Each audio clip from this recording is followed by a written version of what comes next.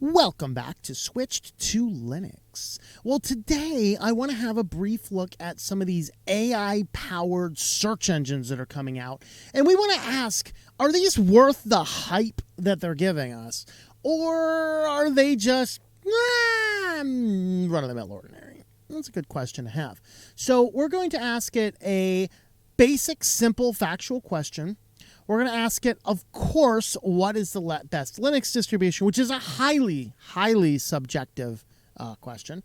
And then we are going to ask it about veganism. Is it healthy or unhealthy? We're going to ask, is it healthy? And then we're going to ask, is it unhealthy? And I chose veganism because it is controversial.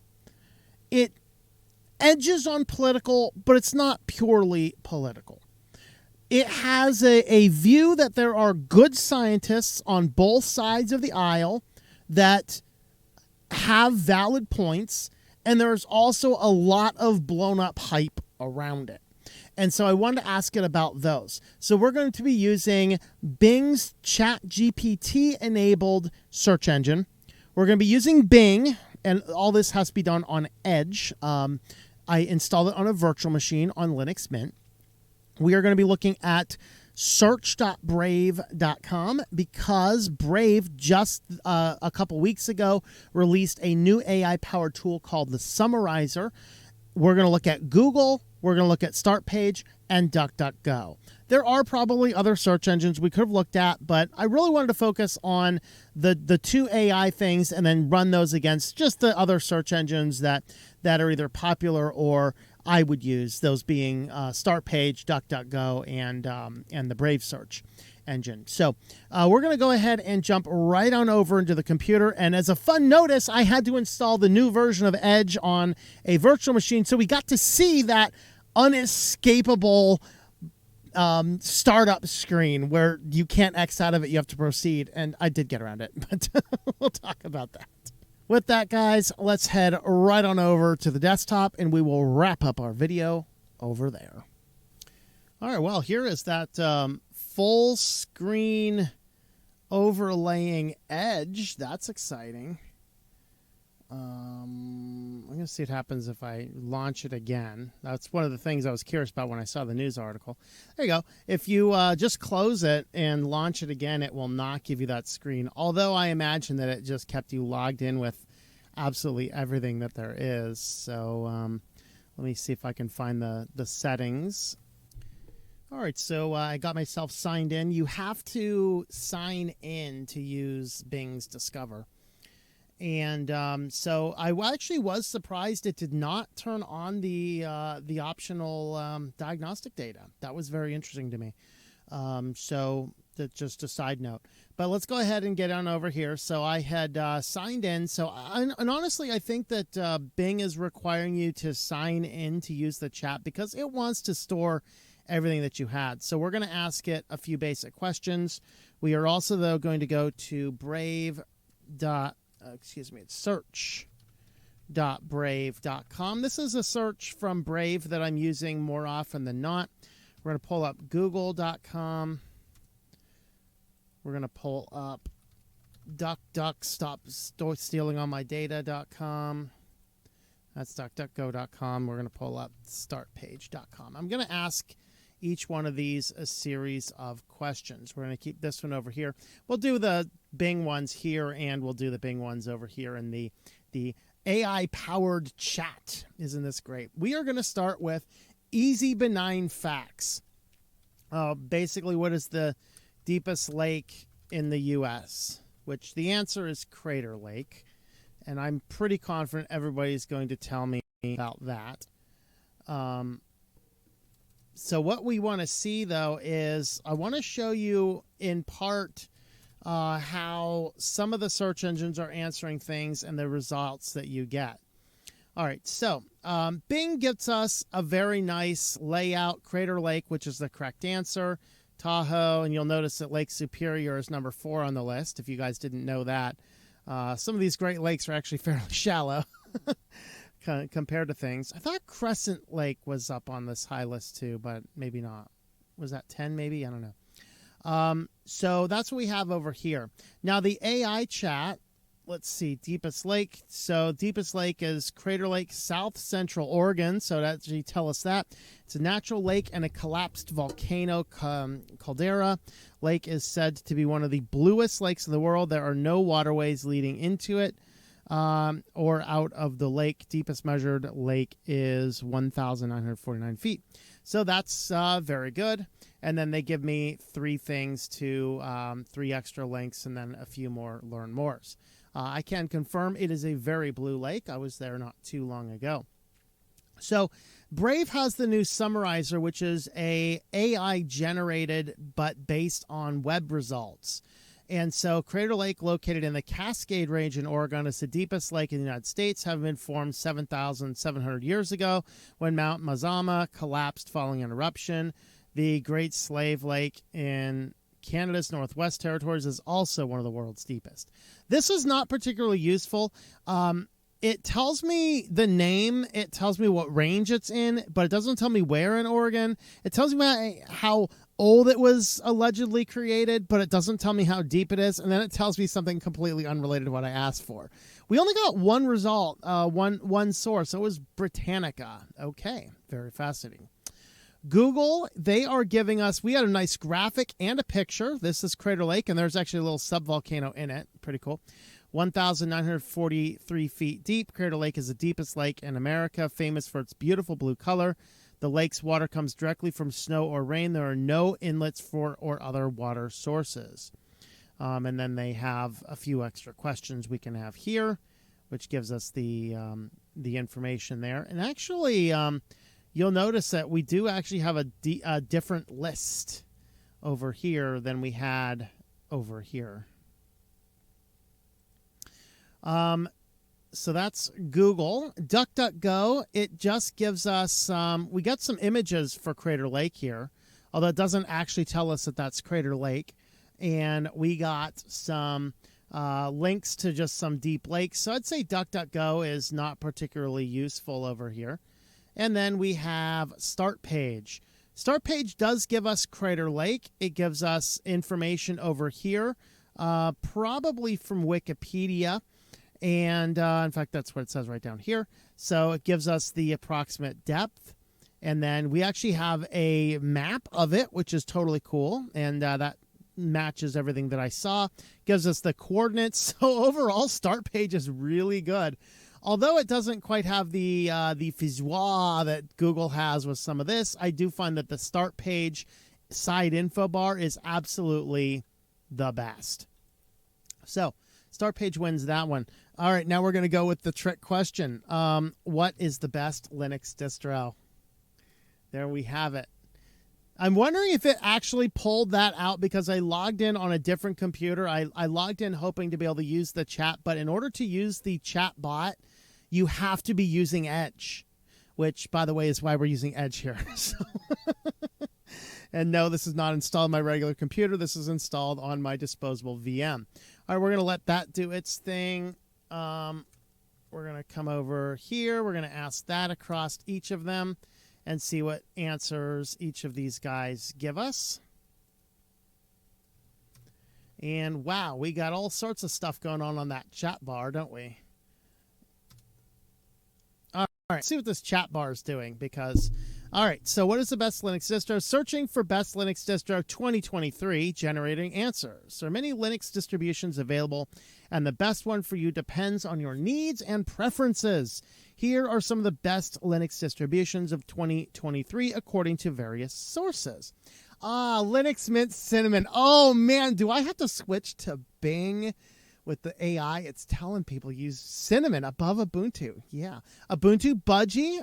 Definitely, I like Ubuntu Budgie better than the regular Ubuntu. It's a popular Linux distro due to its high flexibility and scalability. If I hover over this, I can see where this is coming. Excuse me, where is this coming from? Hostinger, Gerents. Deepin OS. This must have been a contribution from the Chinese government. Deepin OS is a Chinese Linux distribution. With a very interesting privacy policy. We have Ubuntu down here, under there. Ubuntu didn't pay its bill to Microsoft, I guess. We have Manjaro. Lubuntu. That's shocking to be on the list. With Nitrix. I'm not sure I've used Nitrix from TextRadar. And Elementary OS. Okay. That's very controversial, but there you have it. All right. Okay. So over here on Brave does not trigger its Summerizer here. So we don't have any real information. We have an ad. There you go. And then we have an advertisement for their Go Premium. And then we just have some lists from TechRadar. We have some Reddit. And then just some basic stuff over here. So really, in this case, Brave did not end up being as useful. It was much more useful when we gave it more of a factual-based question rather than more of a subjective question. All right. Google is giving us direct links to several of them. We have Ubuntu First, Nitrix, Deepin, Fedora, Bodhi, Bunsen Linux, Arch, Kubuntu, Garuda. All right. So once again, I've not actually looked at Nitrix. All right, this is the second list that does Nitrix. Like if we should do Nitrix as a distro review sometime soon. Deepin is on the list. Fedora is on this list. It was on the other. Bodhi is a weird addition. This is not a huge, wildly popular distro with the, is it the Enlightenment desktop or is it one of the desktops based on the Enlightenment desktop? It's a very interesting desktop. I like it. It's neat, but it has more novelty factor than it has deep usability factor, and it's based on Ubuntu. Of course, we have Bodhi Linux tutorials on this channel already. We've Kubuntu, Garuda Linux. That's probably the newest Linux on this list. It is an up-and-coming Arch. That's probably projected to be the next latest and greatest Arch. Bunsen Labs actually surprises me that it's here. That's also not super popular, so I'm not sure why that's there. And then following this guy down, we got Void, Peppermint, Seduction. We got Parrot, Nix.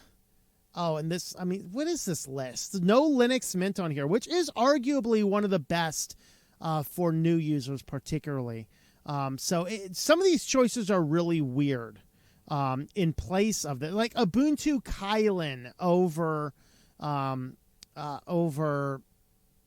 Linux Mint. That just doesn't make much sense. Here is related questions. Number one Linux distribution. Number one Linux distribution, Ubuntu Server. Great. I think your wires are crossed.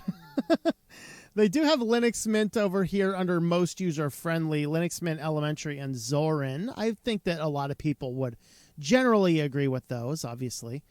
So that's okay, whatever. Which Linux distro is the fastest? Fairly subjective. Ubuntu? Wrong answer. 1,000 Linux distributions faster than Ubuntu. Has best performance. CentOS, I mean, hard to say what you're going to consider that. Best for general use, we have Ubuntu, Linux Mint, Elementary, MX Linux, Zorin, Pop, SUSE, and CentOS. CentOS 8, no, CentOS 8 would not be on here. CentOS 8 is not a beginning Linux distribution. CentOS 8 is a server Linux distribution. I'm sure there's a few exceptions out there, particularly among this channel, but I don't know of anybody using CentOS as a desktop environment, so or as a desktop Linux. So there we have it. We have some information. We have a few videos down here. So that's what we have over there. We have DuckDuckGo. They, again, just give us the TechRadar link. They give us an It's FOSS link. They give us a couple of videos here and not much else. And then start page. Apparently related searches, Purple Sail, S-Word Jones. Okay, the start page has lost its ever-loving mind. We do have, again, the TechRadar article on the best Linux distros for 2023. We have a few other ones in here as well. Nothing super useful. So you'll see that no one search engine is really the best. All right, what is... Welcome to the new bank. Dude, let me back. Escape. Escape. Escape. Okay, well, that's frightening. Stop. Jeez. All right. Now let's go ahead and let's look up something. Let's see. We've already looked up an objective fact. We looked up something a little bit more subjective. Let's go ahead and look up, is veganism healthy? So there you go. Is veganism healthy? Apparently a lot of people ask that. I'm going to ask this question because there is a lot of conflicting information. There are good scientists that ask a lot of different questions about the good scientists on both sides of the debate.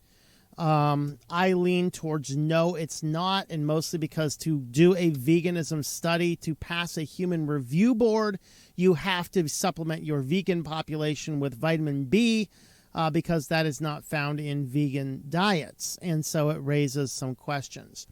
But it is still a fairly non-political, so it'd be like, is Donald Trump a good president? Well, that's just political. We'll get all sorts of weird stuff. But this will have some scientific questions behind it, but let's see if we have any bias in the leanings. So Microsoft Bing gives us, vegan diet involves eating only foods comprising plants. Those who follow the diet avoid all animal products, including meat, dairy, and eggs. Some people also avoid eating honey. For some, being vegan is a dietary choice, and others it is a lifestyle choice. That is a very good balanced definition. How to follow. There's health benefits, foods to eat. Okay, so it did give us health benefits highlighted as a tab because we asked healthy in there. Metabolism benefits, cardiovascular benefits, effects on cancer. So basically, those are just bullet point lists. I'm guessing if you click over here, you'll see more information. We have a sidebar here, practice of abstaining from the use of animal product, particularly in diet, and associated philosophy that rejects commodity status of animals. That's probably a better definition over here because the veganism itself does contain a dietary, but it also contains more of a lifestyle to avoid anything that would come from an animal. And some people taking it a little bit more or less. So here are some popular related people. Here is, divide 3,500 calories, 600 calories a day. We see based on the average figure, it might take a vegan 58 days to lose 10 pounds. Vegans found vegetarians had lower body mass, lower body mass index, total cholesterol levels, and lower glucose levels compared to people who ate meat. Observational studies comparing vegans with vegetarians and the general population report vegans may benefit up to a 75% lower risk of developing high blood pressure. Okay, so those are all studies that have been out there. I've seen those cited. We're not going to dissect why I land on the side that I land on, but just want to see what information they give us. And then we have a few different questions. Here's one. At least from the title, it suggests that it may not be. Just healthy plant-based diets are best, or are they? Who knows? But you can read over there. Let's see what this guy gives us. Generating answers. Veganism can be healthy if it is well planned and executed. I like that first statement. And the reason is there are a ton of veganism, highly processed foods that are not good. The real healthy diet overall is one that is generally free from processed foods. So whether you're eating mostly plant-based or mostly animal-based, as long as most of your food is unprocessed, it is a lot better for you than food that is highly processed. And so I really, really, really like that first answer. That is a good one because it's not necessarily, hey, I'm a vegan, I'm healthy, and I'm eating vegan cookies all day long. Nah, it's not going to work for you. But it can be healthy if it is well planned and executed. And I'll agree with that. If you eat a vegan diet, which is very well planned and executed, so you have to find a means to get all of your essential amino acids, which is difficult about veganism, but it is technically theoretically possible. You're going to be eating a lot of beans. You don't go to a dinner party if you're going to be all over the place, but that's the case. Vegan diets offer a range of health benefits, such as helping people look to lose weight, maintaining heart health. Veganism can also protect against cardiovascular disease by reducing obesity, lowering cholesterol. However, vegan diets can lack certain nutrients such as protein, calcium, iron, vitamin B12. If planned and supplemented appropriately, vegan diets can be part. I really like this because it does give you the negative side of it as well. So I really think this is a good answer. I really am impressed with how the chatbot goes.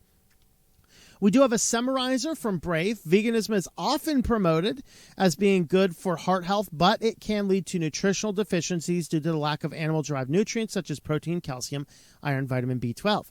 It is generally higher in fiber than an omnivorous diet, but there are still misconceptions and concerns around cutting meat, fish, and eggs from our dietary health. That is also a really, really good answer. So the Summerizer here did a great job. And it is citing BBC. I don't know about that as a reference for health.harvard.edu. While I may disagree with some of their conclusions, at least it is generally considered a medical institution. So I would be more inclined to hear what they have to say than what BBC has to say. But overall, I think that is a good answer. So is a vegan diet really healthy? Research shows diet leads to nutritional deficiencies. Both of those are true. Here's some Reddit discussions. Here's some YouTube videos. So I am seeing a balance of articles on the positive and on the negative.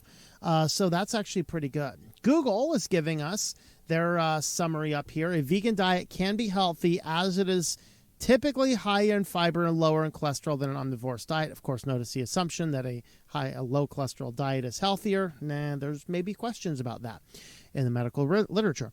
As a result, some studies find a vegan diet lowers the risk of heart disease and premature death, helps manage type 2 diabetes, and reduces the risk of cancer. I think that all of those studies have demonstrated some degree of truth. So that's cool. That's good. And then here's some related questions.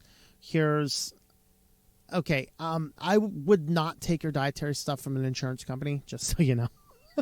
Okay, St. Luke's Health System. All right, we could listen to that. Cooking Light. Okay, Harvard University. Okay, so yeah, they're pulling in some decent articles here as well, and giving us, again, this one is a little bit, the Google response is a little bit not super, but pro-vegan.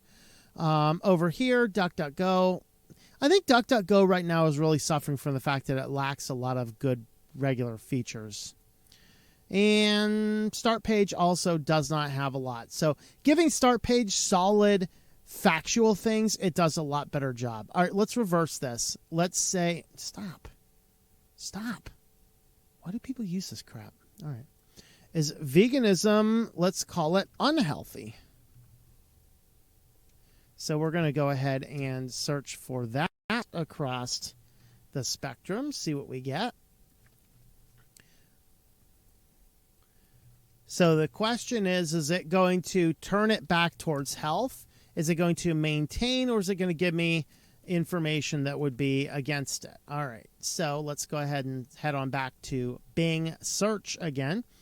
Veganism. So is a vegan diet unhealthy? Veganism in a nutshell. Anyone who is a vegetarian or vegan has heard ridiculous claims from someone who is typically unhealthy. The diabetic, overweight uncle telling you, okay, you notice all of the charged language in here. Anyone who is a vegan or vegetarian has heard ridiculous claims from someone typically unhealthy, like that diabetic, overweight uncle. That is a horrible first argument. But notice what they are doing here. They're putting that versus this other one. The key to a nutritionally sound vegan diet is variety. A healthy and varied vegan diet includes fruits, vegetables. Neither one really answers the question. They are showing us a more emotionally charged versus one with a little bit more factual, but none of them actually attempts to actually answer the question with any degree of facts or studies. And trust me, there are plenty of scientific studies which demonstrate the unhealthy factors of veganism as well. So I do notice that we get perspectives, and of course, this one over here is meant to be the unhealthy part. This one over here is supposed to be meant to be the healthy part. And then here we have links to vegetarianism. We asked about veganism, not vegetarianism, two completely different things. We have some stuff from Kellogg, Don't Eat Meat. Will Keith, Don't Eat Meat, Kellogg. Pythagoras, not sure what he had to do with vegetarianism. So this one, it doesn't seem to have quite as much information. We don't get as balanced of a view, and our sidebar is not related to veganism, but more vegetarianism. So there you go. So let's see what it says over here. So searching for, is veganism unhealthy? Generating answers. Veganism can be healthy if it is well. So it's giving us the exact same answer to the question, which we said earlier is good because it did have some pros and some cons. So they're not actually giving us that. Basically, we got the exact same answer if you see those. It is literally the exact same answer. So whether it's healthy or unhealthy, we're getting the same answer. We have a summarizer here. Veganism can be considered an extreme diet due to how many foods it excludes, as well as the potential for nutritional deficiencies. Additionally, vegans often replace nutritionally dense foods like meat, dairy, eggs, with grains and vegetable oils, which can lead to inflammation and health problems. Furthermore, vegans may find it annoying due to not being able to eat anything. Okay, that is an interesting one. Obviously, the last statement there, furthermore, vegans find it annoying to eat due to not being able to eat anything. That is a very weird and subjective thing. Vegantravel.com. I imagine that it's probably a blog post talking about traveling while being a vegan and having a few difficulties. Summarizing that is probably not a real good answer.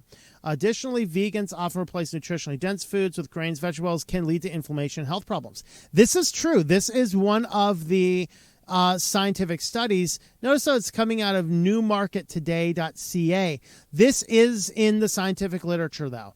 Vegetable oils do lead to inflammation because vegetable oils are much higher in omega-6 fatty acids, which we already have too much on, and all of those omega-6 fatty acids are the precursor to the inflammation pathways in our body. That is true. So notice on Brave, if we did... if you put it in, depending on what your question is, you'll get information that is a little bit different. So when we did, is it healthy? It said, hey, it's, generally it gives a really balanced one. This one I find a little bit more negative balance. This one lacks more balance, I think. Because there's no positives mentioned here versus is veganism healthy? Mention the positive elements and it mentioned the unpositive elements, the unhealthy elements, I guess. The unpositive. I'm making up words over here again. All right. But when we put in unhealthy, it triggered mostly a bunch of negative talk, which is very interesting. So it'd be interesting to see what the result is with the unhealthy. All right. Is veganism unhealthy? According to Google, a vegan diet can be healthy. It is typically higher in fiber and lower cholesterol. As a result, some studies find it is lowers risk of heart disease. So Google gives us the same answer for is veganism healthy. So Google, again, though, did not give us any of the counterpoints. So Google is showing its bias here in that it's believing that veganism is completely healthy. Understandable, understanding the tangentialness that veganism can have in the political sphere. Google is leaning towards this, probably down promoting anything that might suggest the unhealthy portions, which is very interesting. And so again, they give us the same answer, and is an answer that is biased towards the positive end. Here is just basically some raw stuff. No sidebar breakouts on start page. So we can see here that looking at the different search engines is the information that we get over in the Bing chat, like the AI generated. Is this really much better? Probably not. Notice that the first link that it gives us is healthharvard.edu. Well, we get heartharvard.edu. And in fact, we see two different choices. Is vegetarianism or vegan diet for you? Plant-based diets are best, or are they? We have two different articles here on the front page, but here we only see the one article. Is it a good diet for you? Which is this one here. The Tufts study here, is a vegan diet healthy, is the same study that we get over here on DuckDuckGo. And then we do have 8 more. So let's see what the other 8 more are here. We have one green planet. Let's see. Is one green planet up here anywhere? I'm not seeing the one green planet. Red grape wisdom.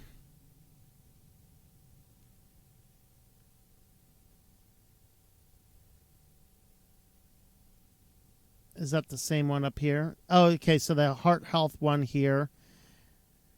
So what you'll see is that most of the good relevant responses are always on your top page anyway. So it's almost like the GPT powered search is just giving us the quick boiled down. It's a way to refine the information even more to feed only the more narrow views that they want to give us, which is very interesting. Let's see what happens if we get more results. I want to see if that other articles will show up. It looks like they'll probably not. So I'm not sure where the one green planet's coming from. But you see that the bulk of their answer here is coming from 1 and 2, both of which do appear on the front page here. So is it better to use DuckDuckGo or Bing search? I would argue in this case DuckDuckGo. Even start page, let's see what they give us. Start page does not give us, it does not look like as good. Here on the front page is the Harvard article. We're not seeing the Tufts Medical on the front page, but notice a lot of these are not necessarily what you'd consider good health journals, whereas the Harvard, again, as much as I might disagree with some of their conclusions, at least it is a medical institution. And so it looks as though the ChatGPT Bing powered is probably right on par with DuckDuckGo, except on DuckDuckGo you can actually see the information. Now, why does it make sense that this matches DuckDuckGo more? It does, because Start Page uses Google's results. So here's Google's results. And DuckDuckGo, uses Bing results. So it makes sense that the Bing-powered chatbot, AI chatbot, matches more closely the DuckDuckGo responses, versus if we used a Google chatbot, it would probably mirror the start page more. But you'll see that it has a fun novelty. Oh, it gives us this little thing in a basic sentence that somebody will probably copy and paste into a report or something without, reading it over.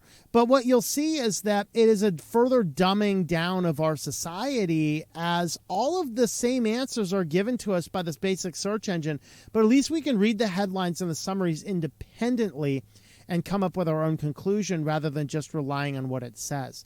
So overall, I don't think that utilizing the AI search, I don't think it gives us any more information, any more useful information than the basic search engine. I think it's more gimmicky, and even worse, it requires us to use the latest version of Edge, the latest basically, we have to log in, latest version of Edge, we have to log in, which means that Microsoft has a full record of anything and everything we're doing, and it can have it and use it for whatever purpose it wants. So I'm going to continue using things like your Brave search, start page, and DuckDuckGo for now. But overall, I think that just based on this brief search here, I think that the AI-powered search is more of a gimmick and less of a useful trend for doing any form of basic research. Those are my thoughts, but let me know your thoughts in the comments down below. Thank you for watching this video from Switched to Linux. This channel would not be possible without the backing of the program supporters scrolling on the screen now. You can be a supporter at Patreon at patreon.com/TOMM or at thinklifemedia.com. I also want to thank the open source community who creates such excellent software that makes producing this show possible. Please remember to support your software communities. Thank you, and I hope that you enjoy switching to Linux.